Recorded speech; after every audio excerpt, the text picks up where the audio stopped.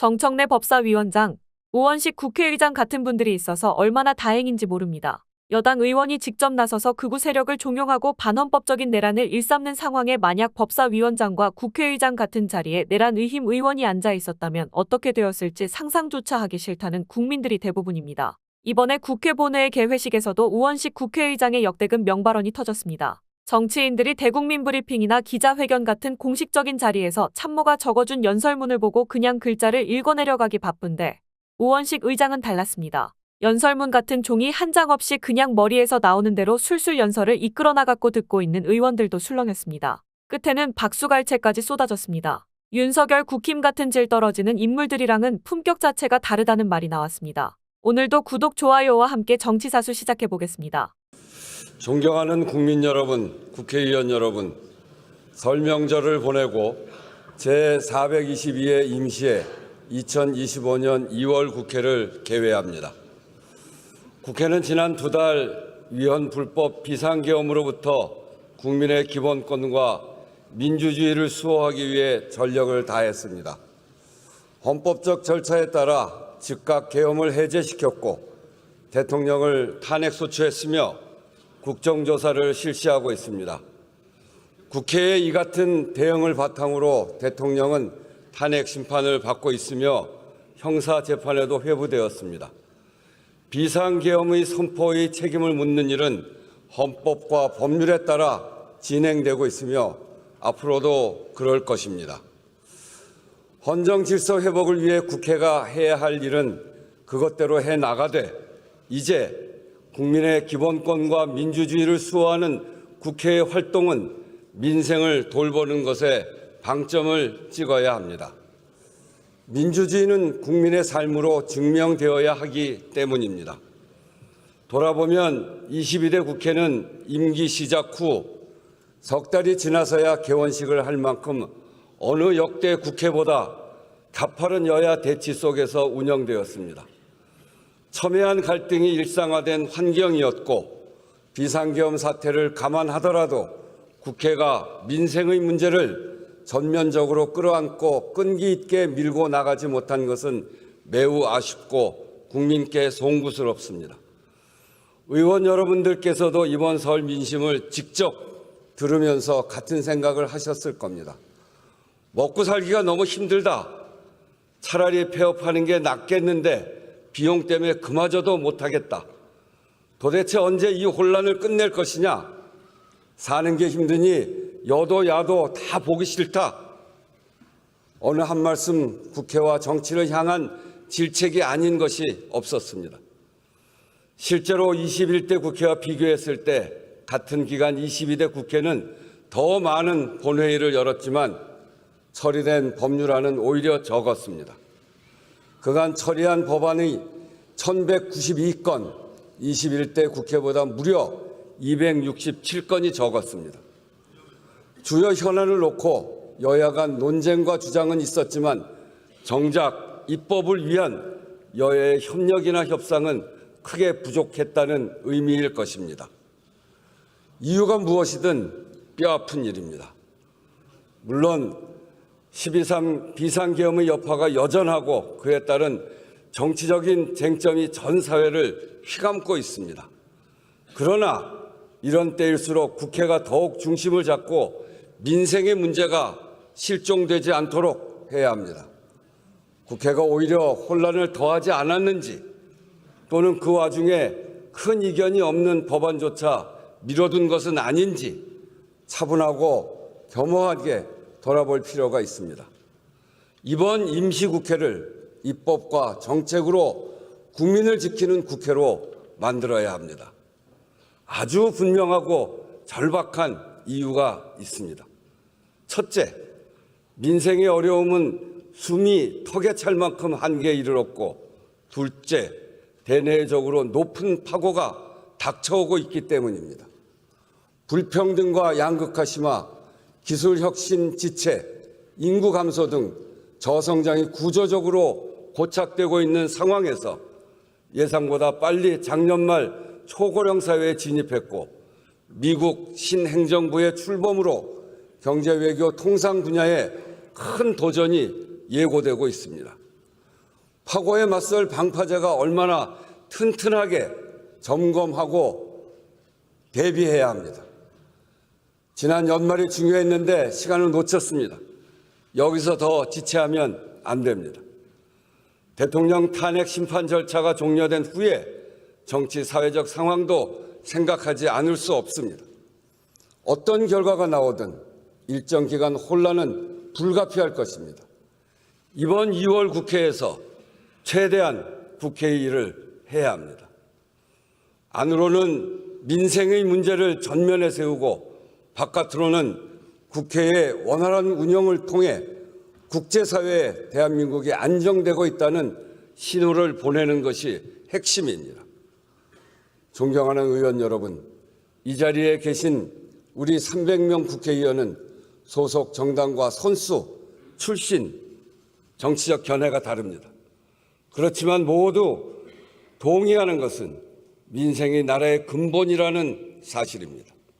민생은 국민의 구체적 삶의 모습이고 국가 경제의 토대이자 궁극적 목표입니다.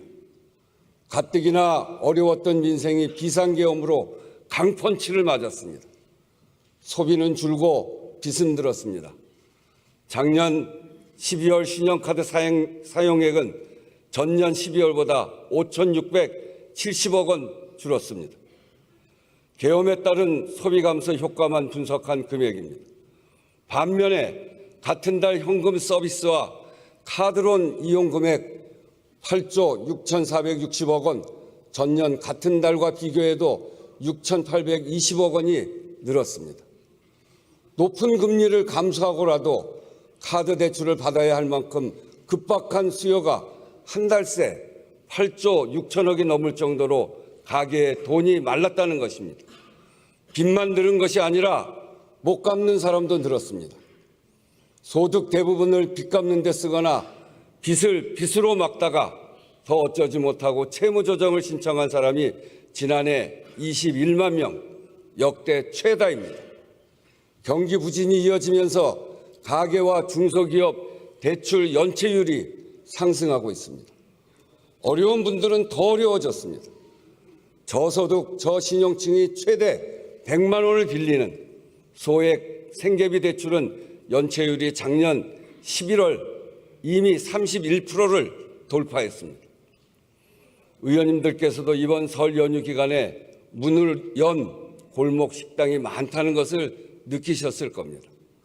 한 푼이라도 더 벌지 않으면 안 되겠다 싶어 명절 연휴에도 쉬지 못하고 문을 열고 손님을 기다렸다는 것입니다. 그도 그럴 것이 자영업자 대출액과 연체율 모두 역대 최고입니다. 연체자 수도 41.8%가 늘었습니다. 그나마 사정이 낮다는 고소득 자영업자들의 연체율도 지난 3분기 10년 만에 최고치를 찍었습니다. 아무리 아껴도 매달 살림이 빠듯한데 임금마저 못 받는 사람들도 늘었습니다. 신고된 임금 체불 노동자 수만 작년 11월까지 26만 3천 명입니다. 금액으로는 1조 8,600억 원, 12월까지 합치면 2조 원이 넘을 것으로 예상됩니다. 역시 역대 최다입니다.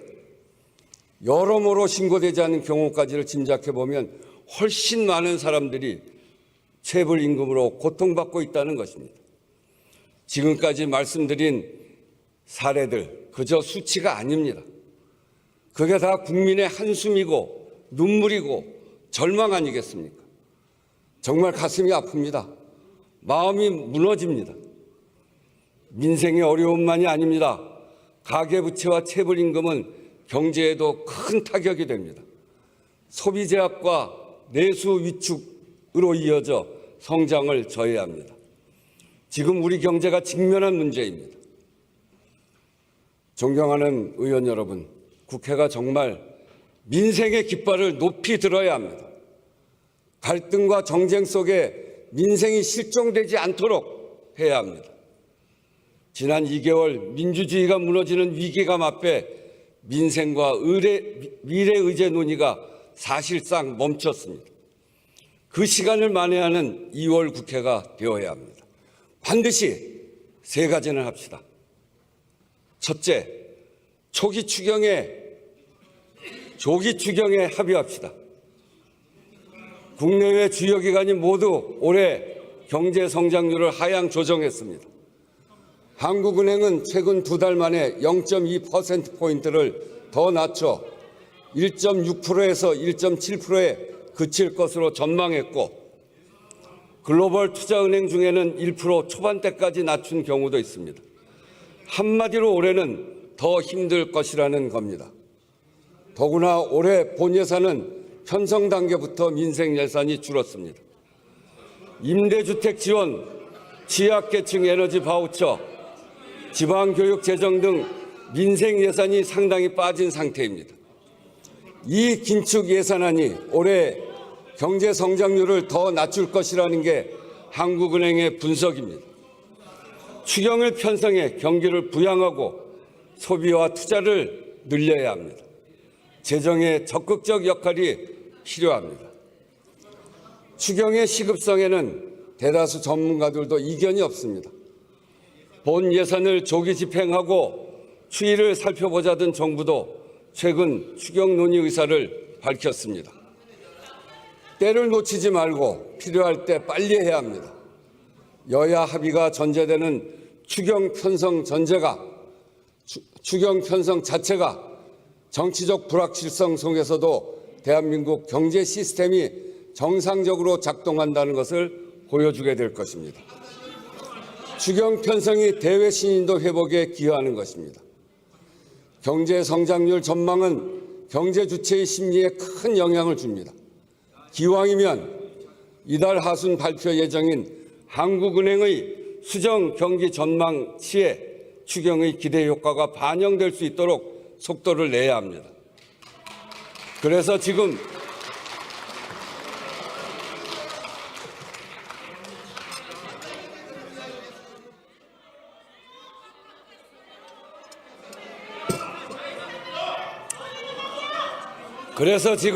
국회와 정부가 서둘러야 하는 추경은 민생 추경일 뿐 아니라 경제 심리 회복 추경, 성장률 방어 추경이고 국정 안정 추경입니다. 추경 시기와 구체적 내용 등을 두고 여야의 이견이 있습니다. 우선 조기 추경과 규모에 합의하고 구체적인 내용은 머리를 맞대고 좁혀가자고 제안합니다.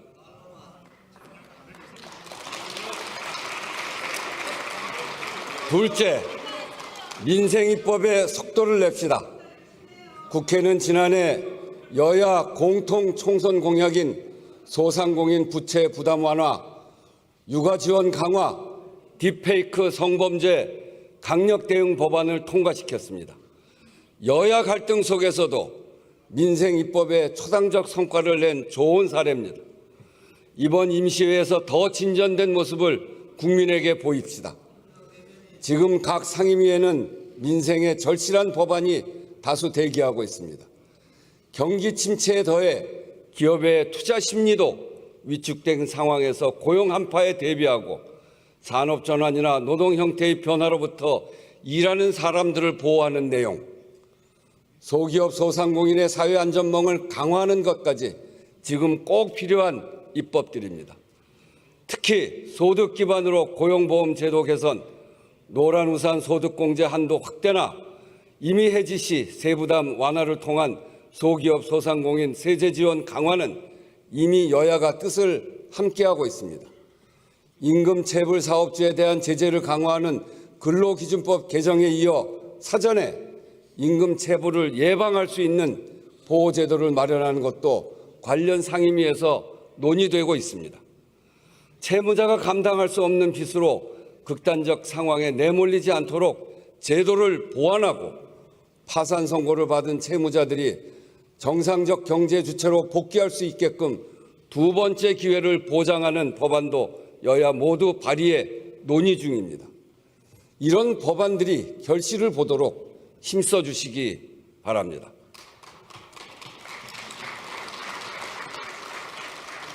근본적으로는 누구나 일한 만큼 대가를 받고 억울한 일 당하지 않도록 공정한 경제 구조를 만드는 것이 매우 중요합니다. 심각한 양극화는 그 자체로 성장을 가로막는 요인입니다. 기울어진 운동장을 고쳐야 경제도 앞으로 나아갈 수 있습니다. 중소기업, 자영업자, 가맹점, 대리점, 플랫폼 입점업체, 취약 노동자 같은 우리 사회의 대다수 경제 주체가 불공정 거래로부터 스스로를 보호할 힘을 갖는 것이 그 시작입니다. 경제적 약자의 교섭권을 부여해 협상력을 높이는 교섭권 6법, 납품 대금 연동제 적용 범위를 확대하는 법안 등이 이미 오래전부터 논의되어 왔습니다. 22대 국회에서는 반드시 통과되도록 의원님들의 각별한 관심도 당부드립니다. 온라인 상거래가 일상화되면서 플랫폼을 이용하는 소비자와 이를 통해 생계를 영위하는 소상공인 자영업자가 크게 늘었습니다. 그런데 여기서 발생하는 다양한 분쟁과 피해를 예방, 해결할 수 있는 법제도 정비는 지연되고 있습니다. 티몬 위메프 사태 발생 당시 여러 건의 재발 방지 법안이 발의됐지만 지금까지 처리 안 된 것도 참으로 아쉽습니다. 건강하고 지속 가능한 플랫폼 생태계를 만들기 위해서라도 입법 논의를 서둘러야겠습니다. 아울러 12.29 제주항공 여객기 참사 특별법 제정, 피해자와 유가족에 대한 2차 가해를 방지하는 입법도 서둘러 주실 것을 당부드립니다. 여야 간 논의가 마무리되어 사실상 의결만 남은 상태에서 멈춰 있는 연금특위, 기후특위, 윤리특위도 이번 2월 국회에서 반드시 구성할 것을 요청드립니다. 셋째, 대외 환경 변화에 총의를 모아 성장 동력을 확충합시다. 국제 정세와 첨단 기술의 격변기입니다. 미국 신정부의 대내외 정책 변화까지 겹치면서 우리나라는 경제 안보 등 전방위적 도전에 직면해 있습니다. 정밀한 전략을 수립하고 왕성한 외교 활동을 펼쳐야 할 시점에 가장 중요한 정상 외교가 공백 상태입니다. 미국발 관세 정쟁이 먹구름을 몰고 왔습니다. 대미 수출을 위해 멕시코, 캐나다로 간 글로벌 기업들이 타격을 입게 되었고 중국에 대한 추가 관세는 우리의 중국 수출에도 영향을 미칠 것입니다. 국내 정치 상황의 불안정성으로 중요한 계약이나 투자 유치가 미루어지거나 취소될 위험에 처한 기업들도 대기업, 중소기업을 가리지 않고 상당수입니다. 통상 조세 리스크에 대응하기 위해 정부도 대외경제 현안 간담회를 정례화하는 등 여러 노력을 하고 있고 국회의장도 다방면으로 의회 외교를 강화하고 있습니다만 국회와 정부가 합심해 총력 대응 체제를 갖추어야 합니다. 우리 기업과 기술의 경쟁력을 강화하기 위한 적극적 산업 정책도 매우 중요합니다. 지난해 AI 기본법을 여야 합의로 통과시켰듯 반도체 특별법과 에너지 3법 등 미래 먹거리 산업 지원 법안 협상을 신속하게 마무리 지읍시다. 지능과 규제가 균형 잡힌 첨단 산업 진흥 정책으로 기업의 숨통을 틔우고 경제 활력을 높여갑시다.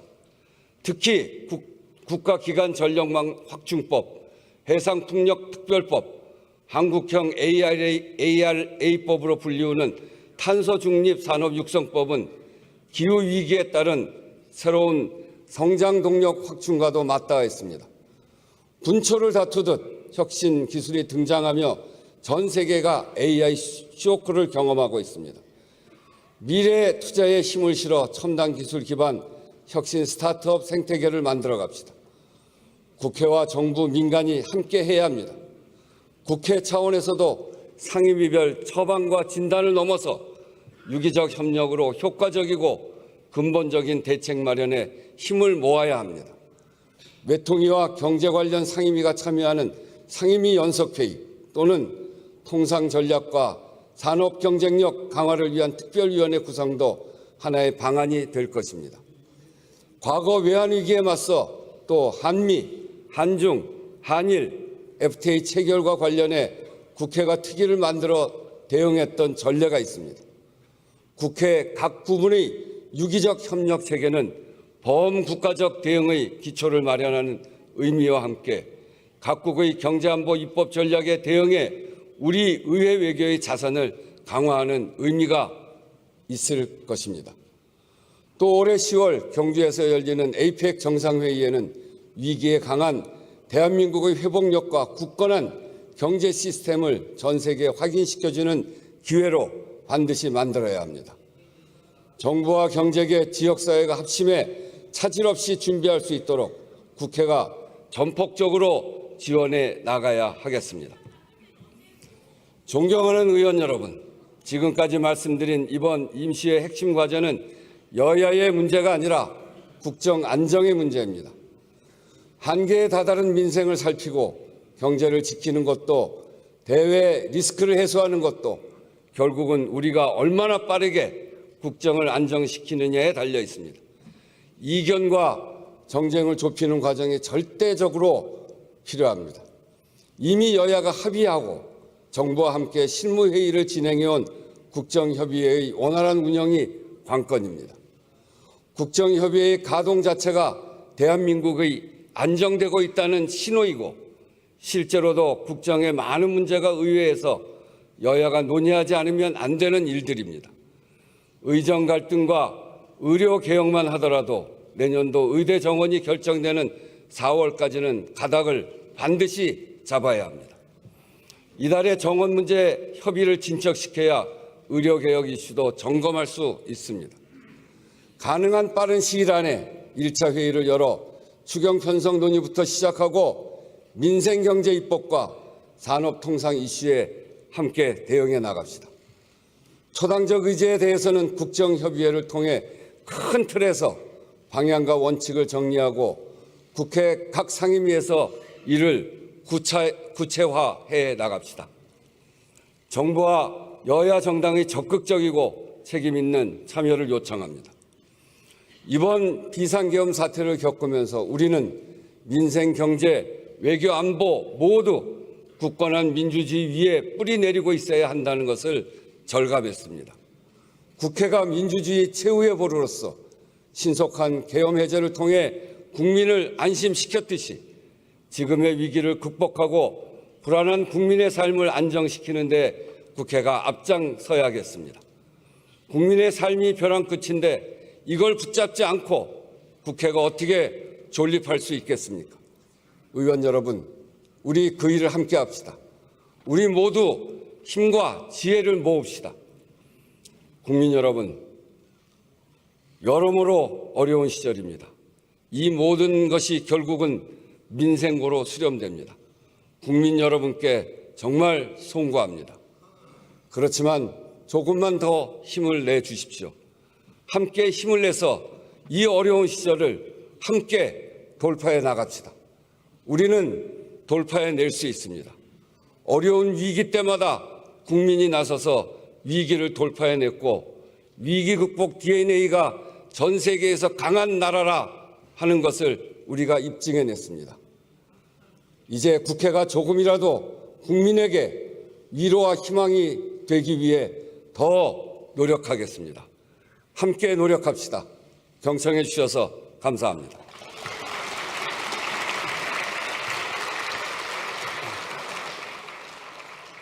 오늘 내용은 여기까지입니다. 유익하셨다면 구독과 좋아요 한 번씩 부탁드립니다. 대한민국이 바로 서는 그날까지 정치사수가 함께하겠습니다. 감사합니다.